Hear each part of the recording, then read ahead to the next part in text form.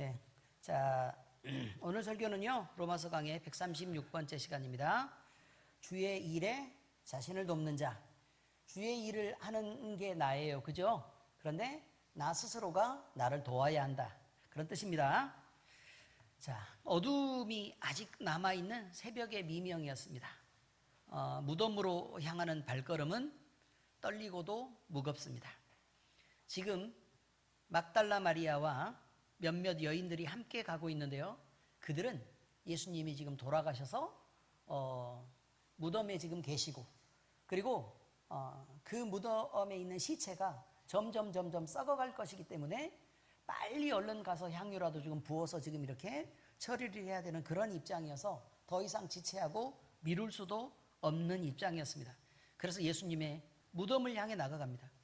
그런데 그들을 감싸는 어두운 새벽에 찬 공기는 으스스한 느낌마저 들었고, 또 여인들끼리 움직이던 터라 또 잔뜩 긴장하고 있었을 것입니다.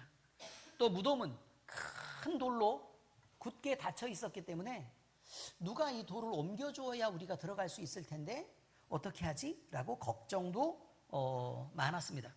그런데요, 언덕을 오르자 이렇게 절망과 슬픔, 걱정과 두려움, 이런 것들이 잔뜩 그 감정들이 그런 감정으로 가득 찼던 이 여인들 눈에요, 갑자기 말로 표현할 수 없는 놀라운 광경이 펼쳐집니다.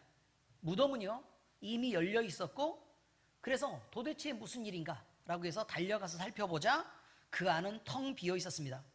경비병들은요 그 옆을 지키고 있어야 되는데 어디 갔는지 보이지 않습니다. 자, 그런데 이때 천사가 갑자기 나타나서 그들에게 말합니다. 그가 여기 계시지 않고 살아나셨느니라. 그 순간 여인들은요 세상 누구보다 먼저 부활의 소식을 들었습니다. 그러나 부활의 새벽은 곧 두려움과 놀라움으로 덮였습니다. 누가 돌을 옮겼을까? 주님의 시신은 어떻게 사라졌을까? 주님이 살아나셨다고 지금 얘기를 하는데 잘 믿어지지가 않는 거예요. 그래서 도대체 이게 무슨 일이란 말인가? 이런 질문들이 마음을 휘감고 정신을 차릴 수가 없었습니다.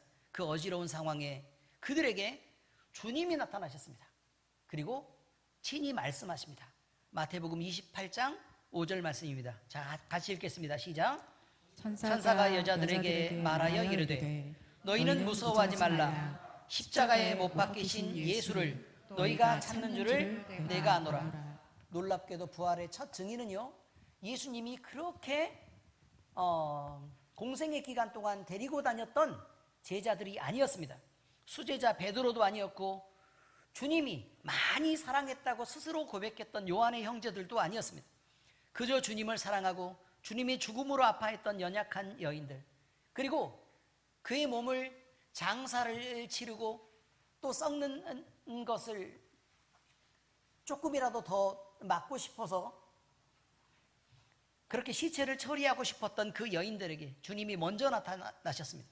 주님은 그들을 찾으셨고 오히려 가장 먼저 그들에게 말씀하셨으며 그들을 부활의 첫 증인으로 세웠습니다. 오늘 본문에 베베라는 사람이 등장합니다. 그죠? 이 베베라는 사람 역시 그러한 여인 중에 하나입니다. 초대교회의 헌신자이며 많은 사람을 돕는 자로, 특별히 바울에게까지 유익을 준 사람으로 기록된 여성입니다. 베베는 복음을 듣고 그대로 그냥 지나가는 사람이 아니라 복음을 듣고 실천하는 실천자였고, 부활의 증거를 삶의 모범으로 드러낸 사람이었습니다. 우리는 이 베베의 모습을 통해 부활하신 주님을 믿는 자의 삶은 어떠해야 되는지를 살펴보려고 하는 것입니다. 여러분, 우리가 다른 사람보다요 더 많은 증거를 갖고 있는 게 사실입니다. 그렇죠? 그런데 우리가 이 증거를 갖고 있는 건 그저 딱 한 가지 이 방향으로 접근하고 싶은 것입니다. 예를 들어 우리가 기도할 때 몸이 되게 많이 아팠단 말이에요. 그죠? 아팠는데 그 질병이 치료가 됩니다. 그러면 그 질병 치료된 것으로 다른 병도 치료될까? 이걸 묻고자 하는 게 아닙니다, 여러분. 다른 병도 치료될까를 묻고자 하는 게 아니라 하나님이 살아계시는 게 그리고 이곳에 존재하는 게 사실인가? 라는 것을 확인하는 것입니다. 자, 그러면 그 증거를 가진 사람은 하나님이 살아계시는 것을 확인한 사람들이고, 그러면 하나님이 살아계시다면 그 다음부터는 어떠한 일이 가능하겠는지 그 다음 질문으로 묻는 것입니다. 이해가 잘 되시죠? 자, 바로 이런 삶이 베베의 인생 속에서 이어졌다고 얘기하는 것입니다. 그래서 우리는 성경 말씀의 내용을 이제 다시 한번 설명해 보려고 합니다. 첫 번째 제목은 부활의 증인을 닮은 여인 베베라는 제목입니다. 부활의 증인입니다. 부활의 증인들을 닮은 여인 베베. 사도 바울은요, 로마서 마지막 장에서 여러 사람들을 문안합니다. 그리고 그들의 수고로움을 언급합니다. 그런데 가장 먼저 추천한 사람이 베베라는 여인입니다. 바울 사도는요, 겐그레아 교회의 일꾼으로 있는 우리 자매 베베를 너희에게 추천한다, 이렇게 말합니다. 여기서 일꾼이라는 단어는요, 헬라어로 디아코노스라는 말인데요, 이 말의 뜻은 단순한 봉사자가 아니라 교회의 공적인 직분자 또는 사역자로 이해됩니다. 이게 무슨 말이냐면 우리로 이야기하자면 평신도 성도 그런 의미가 아니라요, 헌신된 사람으로서 우리 간사님이라든지 아니면 뭐 여자 전도사님들이라든지 그런 분을 얘기를 한다, 이런 거예요. 아시겠죠? 자, 그런데요, 그냥 이분이 헌신을 했는데 그저 친절한 것을 넘어서요, 교회의 공동체 내에서 그 공동체가 유지되고 또 그 공동체가 하나님 앞에 영광되게 하기 위해서 이 사람이 얼마나 헌신했는지를 바울이 증명하는 것입니다. 그래서 여성 리더로서 그 역할을 잘 감당했던 사람이다 라는 것입니다. 자, 또한 베베는요, 겐그레아 교회의 소속이라는 것입니다. 이 여인이 어디에 소속되어 있다고요? 네, 겐그레아라는 교회에 소속되어 있었다라는 말이죠. 이 겐그레아 지역은요, 그리스의 고린도 동남편에 위치한 항구 도시입니다. 자, 그러니까 여러분, 그리스가 있는데요, 요 위쪽에 아테네가 있고요, 이렇게 가늘게 이어져서 아래쪽에 스파르타가 있습니다. 아시죠? 겐그레아는 요쯤에 있다, 그 말이에요. 겐그레아. 자, 그런데요, 그리스의 고린도 동남편에 위치한 항구 지역인데, 자, 그러면 이 지역은 요 좁은 지역을 지나서 이렇게 있는 지역이기 때문에 사람들이 되게 많이 지나다니려 그러면 다 어디로 움직여야 돼요? 요 사이로 움직여야 되죠. 그렇죠? 바로 이것입니다. 그래서요, 이게 무역의 통로이기도 했고 사람들이 많이 다니는 통로이기도 했지만 당연히 복음의 통로 역할을 하던 중요한 요충지였습니다. 그러니까 이 지역에서 어떻게 헌신하느냐라는 것은 복음이 어떻게 전달되느냐라는 부분에 대단히 중요한 영향을 미칠 수밖에 없는 곳이었다라는 것입니다. 이방 선교의 전초 기지처럼 이곳이 사용되었고, 복음의 일꾼으로 헌신하고 있었던 베베는 남성 중심의 사회 속에 있었던 그 철저한 남성 중심 사회 속에서 복음의 열정을 삶으로 드러낸 여인이었습니다. 더군다나 그때 당시에 헬라 철학이 무엇입니까? 헬라 철학이 에피쿠로스 학파, 그죠? 에피쿠로스 학파와 스토아 학파가 경쟁하면서 부딪히고 있었습니다. 그러니까 그 세상 사람들이 믿는 것은요, 대부분 쾌락을 위한 것이었습니다. 그런데 그 쾌락을 위한 사고, 또 쾌락을 위한 관념, 쾌락을 위한 수고, 이런 것들을 하고 있는 사람들 사이에서 그리스도의 영광을 위해서 이 여인이 헌신해서 모범을 보이고 복음을 전했다는 사실은 대단히 중요하고 어려운 헌신이 아닐 수 없었다라고 말할 수 있다, 그 말이에요. 자, 2절에서 바울은요, 베베에 대해서요, 로마 교회가 영접할 것을 당부합니다. 로마 교회에게 바울은 베베에 대해서 주 안에서 성도들에게 합당한 예절로 영접하라고 말합니다. 그러니까 그냥 친절하게 베베를 친절하게 인사하시오라는 의미가 아니라 예의를 갖춰서 교회의 지도자로서, 여성 리더로서의 자격을 인정하는 의미에서 그를 영접하고 또 필요하다면 그를 도우라고 얘기합니다. 베베를 도와줘라. 왜냐하면 베베는 무엇에 헌신된 사람이에요? 그렇죠, 복음 전도에 헌신된 사람이에요. 그러면 베베가 하려고 하는 일을 적극적으로 도우라는 일은 로마 교회에게 베베가 하는 선교 사역에, 구원의 복음 전도 사역에 너희들도 동참해서 함께 힘을 합해라 라고 지금 얘기하고 있는 것입니다. 그래서요, 로마 교회도 바울 자신처럼 그녀를 존중하고 도울 것을 요청했던 것입니다. 무엇보다 바울은요, 이 여인을 표현할 때 여러 사람과 나의 보호자라고 말합니다. 여러 사람과 나의 보호자.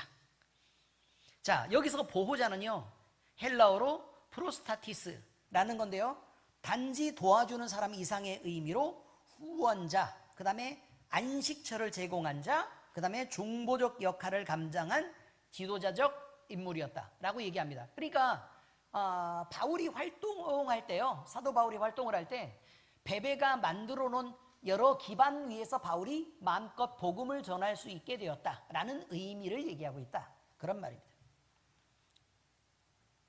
그래서 바울은 직접적으로 나의 보호자라고 언급했다는 것이죠. 그래서 바울이 사역할 때 베베에게서 물질적인 도움도 받았고, 또 정서적인 도움도 받았고, 또 영적 측면에서도 베베가 기도를 해주는 그 도움을 받았다라는 것입니다. 그래서 사도 바울이 인정할 때는 이 여인이 나를 적극적으로 후원했다라고 지금 밝히고 있는 것입니다. 베베는 예수님의 부활을 직접 본 여인은 아니었습니다. 누가 봤다고요? 막달라 마리아와 함께 갔던 여인들, 그죠? 자, 직접 본 여인은 아니었습니다. 그런데 부활하신 주님의 생명력을 그의 삶으로 증거하고 실천한 사람이었다는 것이 중요합니다. 당시 제한적일 수밖에 없었던 여인이라는 신분을 가지면 돌아다니는 것도 문제가 있고 사람을 만나는 것도 문제가 있었을 것입니다. 그런데 이 여인은 이 사회 통념을 넘어서 교회를 돕고 사도를 섬기며 복음을 전하는 일에 앞장섰다는 것이죠. 그래서 그녀의 모범이 오늘 부활주일에 우리가 본받아야 될 참된 증인의 모습인 것입니다. 자, 우리가 책자를 나눠드렸었습니다. 그죠? 책자를 나눠드리고 우리 한국 교회에게 선한 영향력을 미쳤던 21분의 선교사님들을 쭉 이렇게 적어놓고 이들을 하루씩 이렇게 배워가면서 좀 묵상하자라고 우리가 프로그램을 진행했었습니다. 그죠? 그리고 나서 오늘 특별히 헌금을 구분했습니다. 이 헌금은요, 약한 교회를 위해서 쓰여질 것입니다. 그리고 선교사님들이 활동하는 그곳에서 반드시 쓰여지게 될 것입니다. 여러분의 헌신이 베베와 같은 헌신을 이룰 것이고, 그리고 복음 전도자들이 복음을 전하는 데 있어서 큰 힘을 받을 수 있을 것입니다. 그래서 하나님은 이렇게 여러 사람들을 통해서 합력해서 선을 이뤄나간다는 사실을 우리는 꼭 기억하고, 우리가 늘 기도할 때 또 헌신해야 될 필요가 있었을 때 우리가 반드시 기도하고 헌신할 수 있는 그런 믿음들을 가질 수 있기를 바랍니다. 왜 제가 이렇게 헌금을 하자 그랬냐? 이거죠. 궁금하지 않으세요? 그쪽에서 돈이 많이 필요해서 그렇습니다 라고만 얘기하면 물론 적당한 답이 되겠죠. 그런데요, 성경 말씀에 뭐라고 되어 있는 거냐면 물질이 있는 곳에 네 마음도 있느니라 라고 얘기했습니다. 한마디로요, 우리가 어떤 선교사님을 놓고 우리가 기도를 한다고 얘기하면요, 그저 겉으로 지나가기가 쉬워요. 겉으로 쓱 그냥 이름만 얘기하고 지나가기가 쉽단 말이에요. 그런데 우리가 어떤 선교사님을 정해놓고 그 선교사님을 위해서 후원을 하고, 그 다음에 그 선교 현장들을 자꾸 가보고 살펴보고 또 이렇게 했었을 때는 기도가 다르게 나온단 말입니다. 그래서 우리는 적은 돈을 헌금하려고 하는 게 아니라 사실은 영적으로 그 영적 싸움을 강력하게 해내기 위해서 우리의 기도가 필요하니까 우리가 물질로도 헌신하지만 기도로 반드시 우리가 적극적으로 도와야 되는 것을 저는 가르치고 싶어서 그렇게 헌금을 하자라고 얘기했다는 것을 여러분들이 꼭 기억해 주시기 바랍니다. 물론 여러분들이 돈을 보내잖아요. 그러면 이분들이 선교 현장으로 나가긴 나갑니다. 그런데 여러분이 보낸 돈 때문에 그 돈을 갖고 선교하러 나갔다가 목숨을 잃을 수도 있습니다. 실제로 기아대책에서 저번 총회가 있었을 때 올해만 3명이 순교를 했습니다. 선교사님들 세 분이 순교를 했단 말이에요. 그러면 선교사님 세 분이 그럼 무슨 돈을 갖고 나갔겠어요? 성도들이 후원했던 그 헌금을 들고 가지 않았겠습니까? 그렇죠? 그걸 들고 가서 거기서 적극적으로 활용하려고 그렇게 나갔을 것입니다. 결국 우리는요, 선교 현장에서 직접 선교를 못하기 때문에 헌금을 하는 것입니다. 아니면 직접 나가시든지. 이해가 되셨죠? 직접 나가요, 못 나가요? 못 나가죠. 그러면 뭐 해야 된다고요? 열심히 후원하고 기도로 도와야 된다, 그 말이에요. 첫 번째는 죽지 않게 기도하셔야 돼요. 뭘 기도하시라고요? 죽지 않게 기도하시라고. 아니, 우리가 아는 분이 몇 분 되지도 않아요. 근데 그 중에서 3명 죽었다고요. 많이 죽어요. 이런 것들을 생각하시라, 그 말이에요. 그냥 이렇게 헌금하면 그 돈 들고 거기서 그냥 마음껏 쓰면서 그렇게 좋은 일 하고 있구나 라는 의미가 아니라는 것을 여러분들이 꼭 생각을 해 두셔야 됩니다. 자, 두 번째, 부활의 증거로 살아가는 삶, 배배의 헌신, 이렇게 나와 있습니다. 부활의 주일을 오늘 맞이한 우리는요, 종종 부활의 증인이 무엇일까? 부활의 증인이라는 건 과연 무엇일까? 라는 거죠. 이것을 묻습니다. 이는 단지 부활 사건을 들어서 아는 것이 증인일까? 아니면 부활 사건을 들어서 알아서 다른 사람에게 그냥 이야기를 해주면 부활의 증인일까? 내용을 인정해서 믿는다, 이것을 넘어서요, 삶 전체로 부활의 증거를 가지고 살아야 부활의 증인일까? 우리는 생각을 해보아야 된다는 것입니다. 근데 성경이 얘기할 때 부활의 증인이라는 것은요, 새 생명으로 사는 것을 말합니다. 거듭난 생명으로 사는 것을 부활의 증이라고 얘기하죠. 그러면 여러분, 부활하기 위해서는 전제되는 조건이 있습니다. 부활하기 위해서는 전제되는 조건이 있어요. 자, 그러면 우리도 이렇게 얘기하죠. 어떤 사람이 있어요? 어떤 사람이 있어요? 바깥에 있는 어떤 사람이 있습니다. 그런데 내게서 떠나갔대요. 그러면 그 전제 조건은 뭐예요? 와야 돼요. 와야 그 다음에 떠날 수 있어요. 옆에 있지 않은 사람이 떠날 수는 없잖아요. 그죠? 그럼 부활의 전제 조건은 무엇이냐? 첫 번째는 뭐예요? 죽어야 돼요. 죽어야 된다고요. 완전히 죽어야 돼요. 그래야 그 다음에 부활할 수 있어요. 죽지 않은 사람이 살아나는 것을 회복이라 그래요. 부활이라고 안 그런단 말이에요. 근데 그러면 부활의 증인이라고 얘기하는 그 첫 번째 전제 조건은 옛사람으로 살던 삶을 버리고 그 옛사람을 완전히 죽이는 것이 되어야 부활의 증인입니다. 이게 첫 번째 조건이에요.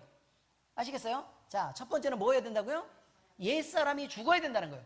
인간적으로 살던 나, 하나님을 모른다고 말하던 나, 그리고 이기적인 나, 내 고집, 나만을 인정받으려고 살던 그 내가 죽어야 된다는 거예요. 그리고 다시 살아나요. 예수 그리스도의 생명으로 다시 살아나면 그 살아난 사람은 이제 내 이름으로 사는 것이 아니라 그리스도인이라는 예수 그리스도의 이름으로 살아난다는 것입니다. 그래서 예수님이 말하는 것을 말하고, 예수님이 생각하는 것을 생각하고, 예수님이 품어야 될 마음의 대상들을 마음에 품고 예수님의 기도를 하고 예수님의 삶을 살아내는 것, 이것이 바로 부활의 증인이라는 것입니다. 부활의 증인되는 것. 자, 첫 번째 조건은 뭐라고요? 죽어야 한다. 두 번째, 그리스도로 살아야 한다. 새 생명으로 살아야 된다. 이것이 바로 이 두 가지가 되어야 부활의 증인이 된다는 것이죠.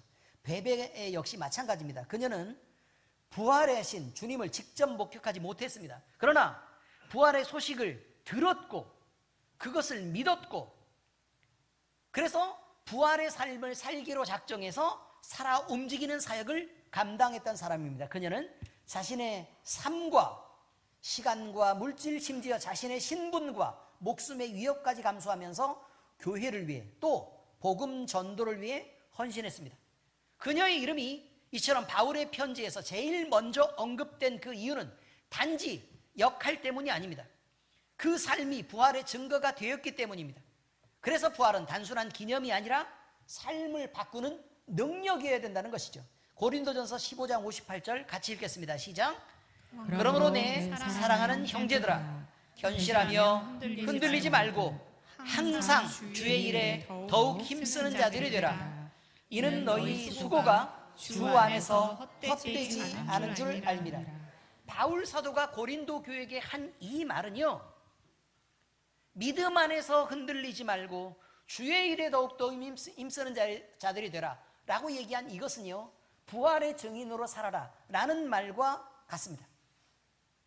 그러면 주의 일에 힘쓰는 자들이 되라, 그러면 맨날 교회에 와서 청소하세요, 교회에 와서 요리하세요, 교회에 와서 섬기고 봉사하세요, 찬송하세요, 이렇게 얘기하는 게 아닙니다.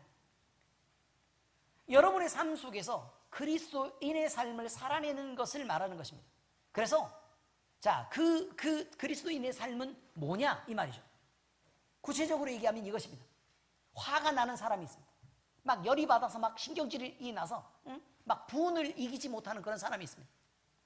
그러면 그런 사람 옆에 가서 얘기를 한번 해보세요. 도대체 무슨 일이 있었던 거예요? 라고 이야기를 들어주는 것. 근데 그런 이야기를 들어줄 때 그 사람의 화가 풀릴 때까지 충분히 이야기를 들어주는 것, 그리스도의 삶입니다. 내 눈에 보기에 아주 불편하고 짜증나게 그렇게 구는 사람이 있습니다. 그런 사람이 있으면 우리가 화내지 말고 그런 사람도 내 마음으로 용납해서, 그래, 믿음의 단계가 아직 어리고 약하면 그럴 수 있지, 내가 이 사람을 위해서 기도해야겠다 라고 생각하는 것이 바로 뭐냐면 그리스도의 삶입니다. 나서서 잔소리하는 게 그리스도의 삶이 아니라 기다려주는 게 그리스도의 삶이라 이거예요. 자동차를 운전하고 갑니다. 옆차가 갑자기 확 끼어들어가지고 사고가 날 뻔했습니다. 급브레이크를 밟으면서 이렇게 얘기해도 인상만 쓰고 욕이 안 나오는 것, 그것이 그리스도인의 삶입니다. 아시겠습니까? 이해 잘 되셨죠? 바로 그렇습니다. 혹시 여러분이 쇼핑을 하러 가는데 누가 아주 불친절하게 굴어서 내 기분이 나빠졌다, 그래도 아유, 이 사람한테는 무슨 사정이 있나 보다 라고 이해하고 넘어가는 게 그리스도인의 삶이라 이거예요. 갑질하는 게 그리스도인의 삶이 아닙니다. 근데 여기서 조금 더 적극적으로 이야기를 하자면 복음을 전도하고 예수 그리스도를 자랑하는 삶을 살아내는 것, 이것이 그리스도인의 삶이라 이거예요. 우리가 가정 안에서 부부싸움을 할 때도 그리스도인의 삶은 어떻게 해야 되겠어요? 서로 이해하고 양보하고, 그리고 막 분이 차올라도 아, 내가 죄인이라 이런가 보구나, 그래서 그 분을 스스로 녹일 줄 아는 사람이 그리스도인이다, 이런 것입니다. 여러분, 바울이 베베를 여러 사람의 보호자요 나의 후원자라고 표현한 것은요, 도움을 주고받는 그 관계를 넘어 주님의 부활을 믿고 그의 몸된 교회를 섬기는 데 목숨을 걸고 헌신했다라는 것을 증거한 것입니다. 당당한 한 사람의 동역자라는 고백입니다. 원래 여인을 동역자라고 그렇게 고백하기가 쉬운 시대가 아니었는데, 사실 베베도 그렇고 브리스길라도 그렇고, 그렇죠? 이렇게 여인들의 헌신을 기록한 경우들이 꽤 많이 있다는 것입니다. 바로 이것이 부활을 믿는 성도의 바람직한 모습입니다. 여러분도 모범을 보이시기 바랍니다. 아이, 다들 왜 그러세요? 다들. 자, 다시요. 모범을 보이시기 바랍니다.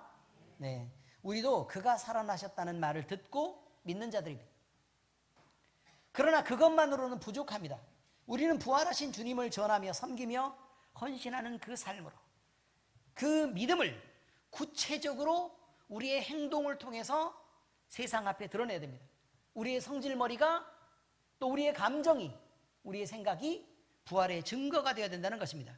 베베가 보여준 부활의 신앙은 조용하고 겸손하나 결코 약하지 않았던 믿음의 힘이 있었습니다. 그 힘이 교회를 지탱했고 복음을 전진시켰습니다. 이렇게 부활을 아는 자는 삶이 달라져야 합니다. 실제로 믿는 자는 증언할 수밖에 없고, 또 증언하려는 자는 헌신할 수밖에 없습니다. 부활하신 주님을 믿는 우리가 베베처럼 교회를 섬기고 주의 일을 감당할 때 우리는 실지하는 부활의 증거로 이 땅을 살아가는 자들임을 나타내게 되는 것입니다. 자, 성경 말씀의 적용입니다. 베베처럼 살자입니다. 베베처럼 살자. 베베는 초대교회 역사에 길이 남을 위대한 인물이었습니다. 그녀의 사역은 조용하고 낮은 자리에서 이루어졌습니다. 우리는 그녀의 설교도 또 기적도 책도 단 하나도 찾아보지 못합니다. 그런데 바울은 말합니다. 그가 많은 사람과 나의 보호자가 되었느니라. 오늘날에도 교회는요, 베베와 같은 이름 없는 헌신자들의 섬김으로 세워져 가고 있습니다. 누군가는 주방에서 식사를 준비합니다. 그리고 누군가는 그 바닥을 닦습니다. 누군가는 예배당의 먼지를 털고 의자를 닦습니다. 누군가는 에어컨 필터를 청소하고 갑니다. 누군가는 다음 세대 아이들을 말씀으로 가르치는 일로 섬기며, 누군가는 보이지 않는 화장실 구석구석을 닦고 그 화장실 휴지를 갈며 청소를 합니다. 누군가는 교회 재정과 행정을 맡으며, 누군가는 힘들어하는 성도 곁에서 가만히 앉아서 있어줍니다. 누군가는 새신자 앞에 앉아서 말을 들어주고요, 누군가는 위로를 건네고 기도를 합니다. 이렇게 이름 없이 또 빛도 없이 그저 잠잠한 섬김으로 헌신하는 모든 분들이 이 시대의 베베입니다. 그리고 살아있는 부활의 증거가 되는 것입니다. 요한복음 20장 21절에 말합니다. 시작. 예수께서 또 이르시되 너희에게 평강이 있을지어다. 아버지께서 나를 보내신 것 같이 나도 너희를 보내노라. 이 보내심을 입어서 베베는 그렇게 헌신하는 삶을 살았습니다. 우리도 동일한 보내심을 받았습니다. 그러니 베베와 같아야 되지 않겠습니까? 주님은 우리를 보내셨습니다. 바울처럼, 베베처럼 어느 곳이든 어떤 자리든 복음을 위한 증인으로 보내셨습니다. 그런데 복음을 증거하기만 하는 것이, 말하는 것만이 증인은 아닙니다. 복음으로 사는 것도 증인입니다. 부활은 역사적 사건이 분명합니다. 오늘의 삶을 새롭게 하는 능력입니다.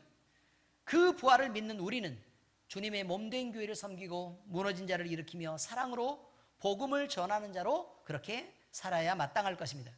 이 세상은 여전히 무덤 앞에 서 있는 마리아처럼 두려움에 떨고 있는 사람들로 가득합니다. 무섭고 두렵고 싸늘해서 으스라고, 그리고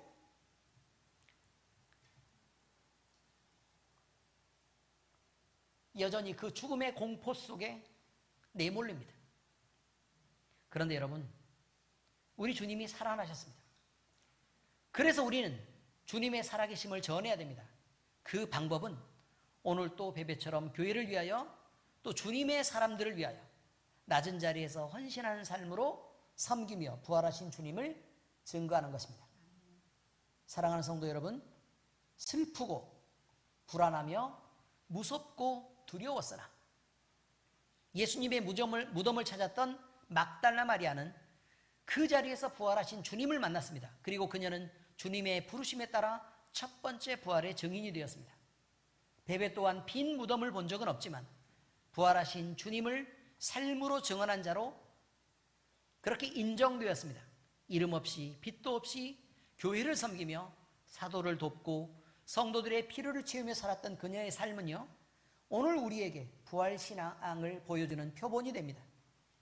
오늘은 주님의 부활을 기념하는 부활주일입니다. 살아계신 주님과 동행하는 우리는 부활을 그저 행사로 치르는 기념하는 자로만 머물지 말고 부활의 능력이 여러분 마음속에 각자 자리 잡고 부활의 능력으로 살아가는 부활의 증거자로 살아내야 할 것입니다. 예수님은 말합니다. 내가 곧 부활이요 생명이니 라고 말씀하십니다. 이제 그 생명의 복음을 우리가 전하고 죽음을 이기신 생명의 부활신앙으로 우리가 살아내야 될 때입니다. 이 시대의 교회는 여전히 베베를 기다리고 있습니다. 말없이 예배를 준비하고 조용히 성도를 섬기며 겸손히 사역을 도우며 주님의 몸된 교회를 사랑으로 떠받들고 있는 그런 자들, 그들이야말로 진짜 부활의 증인입니다. 주의 일에 자신을 돕는 자, 이 짧은 칭찬이 하늘의 책에는 얼마나 빛나는 이름으로 기록되었겠습니까? 오늘 우리 모두는 바울처럼 그리고 베베처럼 부활신앙, 부활의 증거로 살아가는 자들이 되시기를 부활하신 우리 주님의 이름으로 축복합니다. 기도하겠습니다. 하나님 아버지 감사합니다. 우리 주님의 부활을 우리는 기억합니다. 이제 우리가 부활하신 주님을 믿고 또 부활하신 주님과 함께 사는 자로 새롭게 된 생명을 마음껏 부활의 증거를 가진 자로 살아가게 하시옵소서. 그래서 아버지 하나님, 낮은 자리에서 섬기고 우리의 감정을 절제하고 참아내며 하나님의 영광을 위해 우리 자신을 헌신하여 내어드리는 귀한 부활 증인 될 수 있도록 우리 엘림교회와 우리 모든 성도들 될 수 있도록 주께서 은혜 가운데 우리를 인도하시고 축복하시옵소서. 때로 성령이 우리 마음을 감동할 때 아버지 하나님이여 그 감동을 억누르고 우리 자신의 성격과 성질을 드러낼 것이 아니라 주님이 감동하실 때에 우리 자신의 마음을 접고 하나님이 우리 안에서 살아계시도록 역사하게 하는 귀한 실천하는 신앙을 가진 자로 살게 하여 주시옵소서. 살아계신 우리 주 예수 그리스도의 이름으로 감사하며 기도합니다. 아멘.